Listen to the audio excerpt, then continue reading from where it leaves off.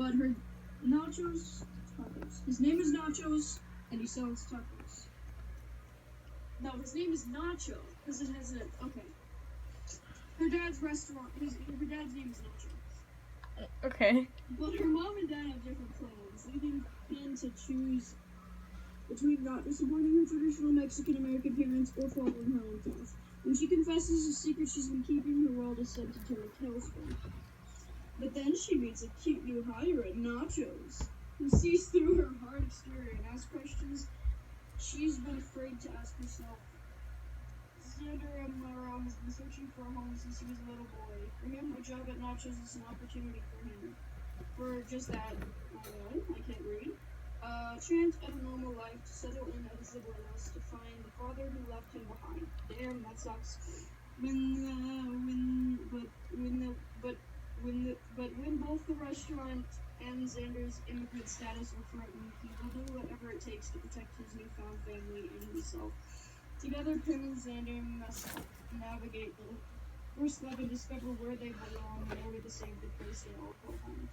This stunning and poignant novel from debut author Lakensia Kemp explores identity, found families, and the power of food, all nestled with a courageous and intensely loyal Shakespeare's community.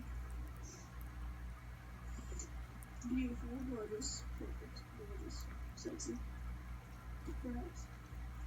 This is called Without Tess, or Sola Pixie. This blurb is on the back. I love it when the blurbs are on the back. Oh, this is gonna make me sad. Everything in the child's room tells us she's coming back. The white nightgown is washed and hung neatly on her hook. The undershirts and panties and the pure white tweed socks are still in the laundry basket. The pillowcase smells like her hair. If you lie down on the bed with your face to the pillow and breathe in, it's like the living scent of her skin that comes to you.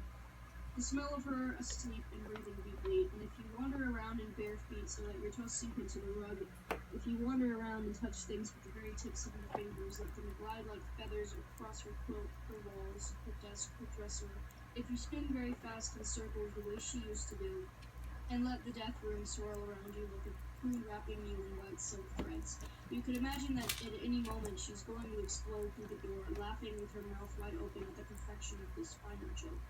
But this is not a joke, because downstairs there is a rabbi sitting with your parents at the kitchen table, and they are talking about what he should say, about how they should focus on who she was before things got bad, and I'm standing in her room, and I am Lizzie without Tess. I am Lizzie without Tess. I am Lizzie without Tess, and I am real, and she is gone.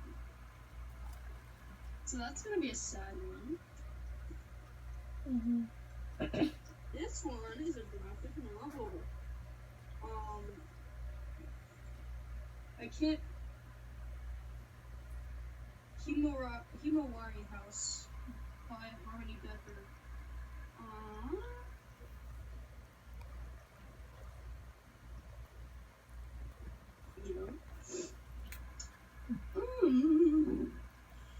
Living in a new country is no walk in the park.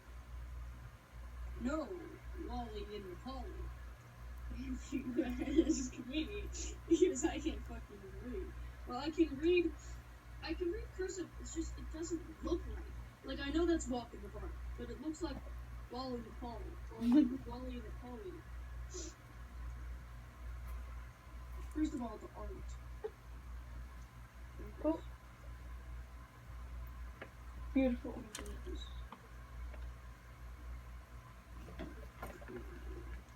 I scared Dot.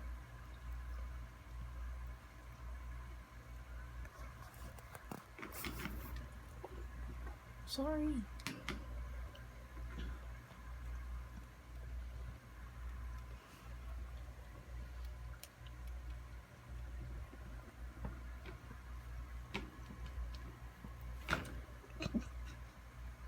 That's Christian. When Nao returns to Tokyo to reconnect with her Japanese heritage, she books a year-long stay at the Himawari's share house. There she meets and Tina, two girls who came to Japan to freely forge their own paths. The trio live together, share meals, and even attend the same Japanese language school, which results in them becoming best friends. But will they be able to hold one another up as life tests them with new loves, old heartbreaks, and the everyday challenges of being a fish out of water? Imagine being born in Cincinnati, Ohio, and is the illustrator of George Takei's graphic memoir They Called Us Enemy, and like seeing people reunite at the airport and dislikes characters in movies who don't take their shoes off in bed. Damn. Imagine taking your shoes off in bed. No. The Crocs stay on.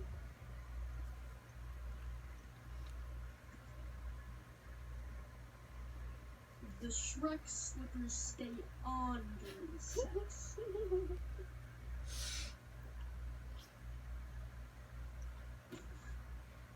I'm trying not to be too loud because I'm trying to feed my rats baby food. I'm reading this book. You want me to read the first chapter that I have read? Yes. Actually, I read 2 more chapters. Quite long chapters. The thing to, for my mother, what an adventure it has been, and for trans, non-binary, gender creative, and gender fierce youth. You are seen, you are precious, and you are so, so run!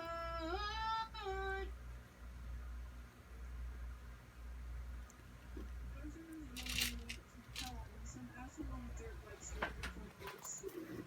Mom slammed on the brakes and flung her arm across Spencer's chest, despite the fact that he was wearing a seatbelt, and even if he weren't, it's not like her arm would keep him from hurtling through the windshield and becoming sausage meat. At least she'd already finished her coffee. The last thing he needed was to spend all day smelling like the inside of a Starbucks. Is everyone okay? Mom twisted around to check on Theo in the back seat, but his eyes remained glued to the nature show playing on his head, of course. Spencer was impressed by how nothing seemed to phase his little brother. Phase is spelled incorrectly. It's spelled F-A-Z-E, which is pretty fun if you ask me. Maybe we save the vehicular manslaughter for tomorrow, said Spencer. He didn't want to be known as the kid whose mom ran someone over at drop-off. He wasn't sure he wanted to be known as anything. As far as he was concerned, the less he stood out, the better.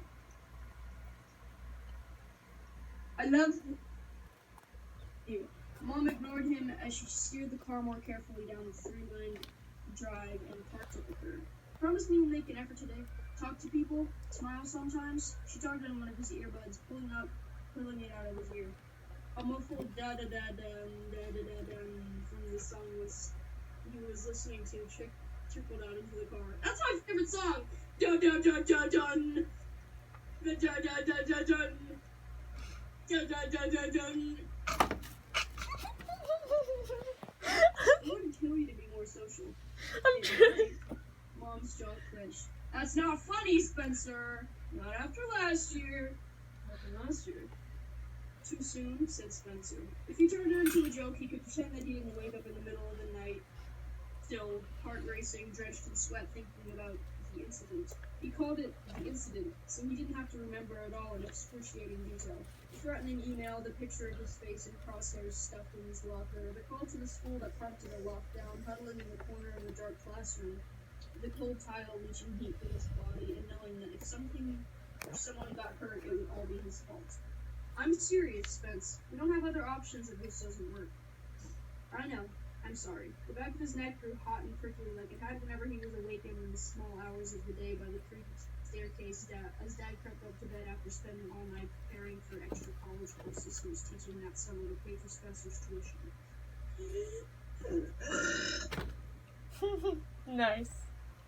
Even with the extra work, it didn't take a math genius to figure out that Dad's paycheck was barely enough to send one kid to private school, let alone 2. So after 2 years in a Montessori program, his little brother Theo, who was autistic, had to go to public school for the first time. R.I.P. that autistic. Theo had spent his summer stretched out on the living room carpet in front of the TV, watching anything and everything with the word planet in the title. Spencer wasn't sure how well an encyclopedia of knowledge of the mating behavior of amphibians, called amplexes according to Theo, would go over with other 8-year-olds. Hey, what's with the face? Asked Mom. This is going to be a great year for both of you, she added, reaching around to pat Theo in the knee. Spencer picked his back up. I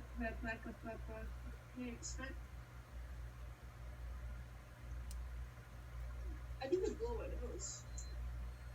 I'm having a mental. I'm gonna take my pillowcase because my legs aren't doing it.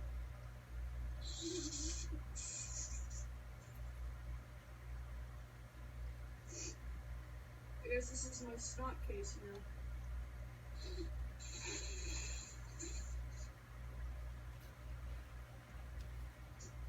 Nice.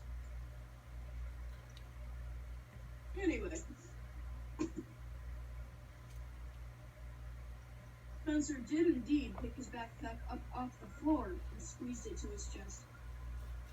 He reached out the open door where Mom said, "Are you sure you want to keep that there?" She pointed at the "I'm here, I'm clear, get over it" pin in the front pocket.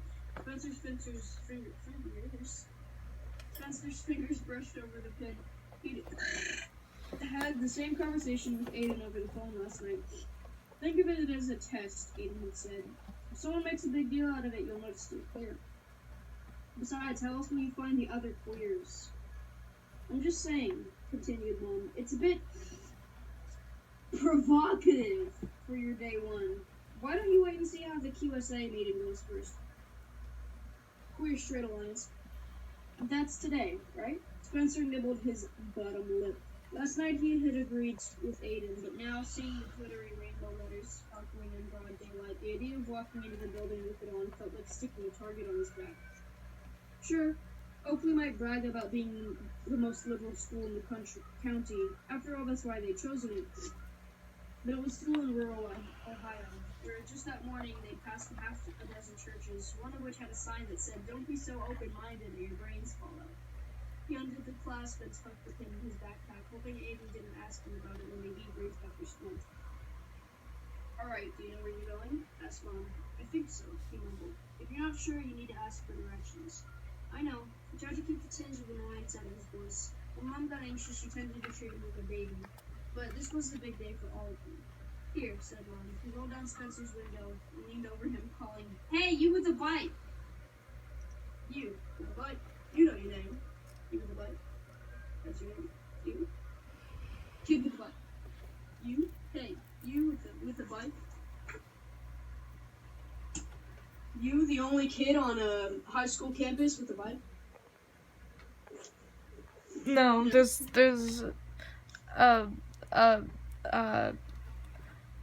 Tour de France.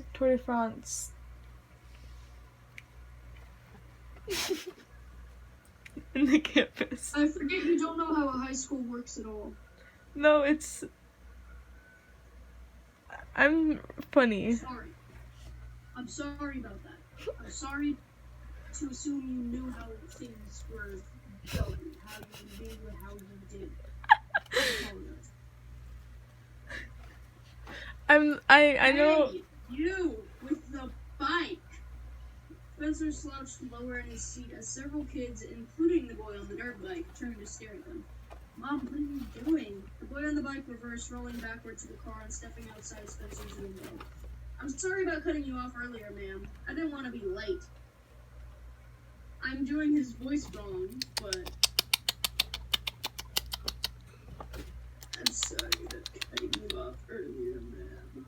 I didn't want to be late. His voice was low and gravelly and muffled inside his retro motocross helmet. "That's quite alright," said Mom, clearly charmed by his slight appellation to him. Her own accent, courtesy of a child in West Virginia, came out stronger.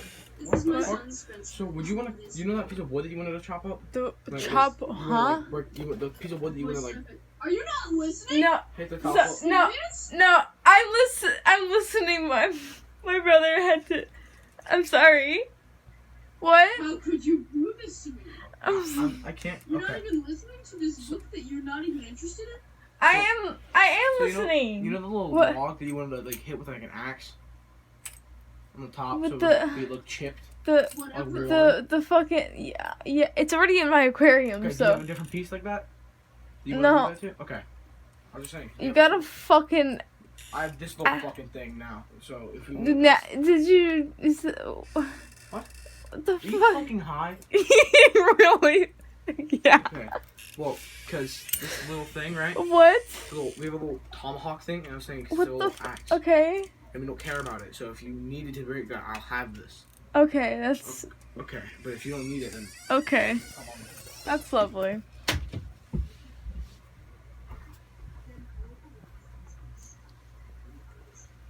Continue. Fuck.